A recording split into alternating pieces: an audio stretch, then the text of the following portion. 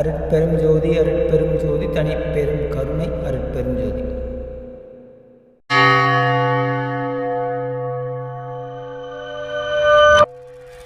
அருள் நிலைகள் கூடும் பொருள் மாயா என சொல்லக்கூடிய இந்த உலகத்தோட பொருந்தும்.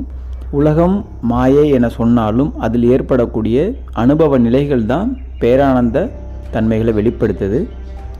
அருளின் ஆக்கப்பூர்வம் என்றுமே நிலையானது. இதை சாதாரண மனிதனால் உணரவோ விளங்கவோ விளைவிக்கவோ இடர்படக்கூடிய அனைத்து விதமான தடைகளுக்கும் செயல்களுக்கும் இவனோட கர்ம வினையோட பொருந்தக்கூடிய பொருள்தான் மாயை ஒழிய காரணமே ஒழிய என்றுமே அருள் தனித்தன்மையான அழிவற்ற பொருள்.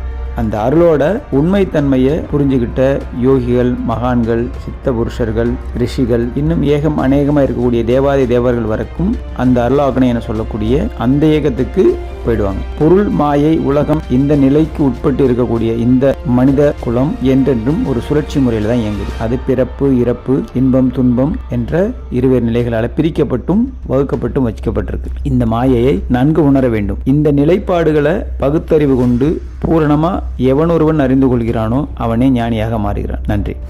இயற்கை உண்மை, இரக்கம், நன்மை.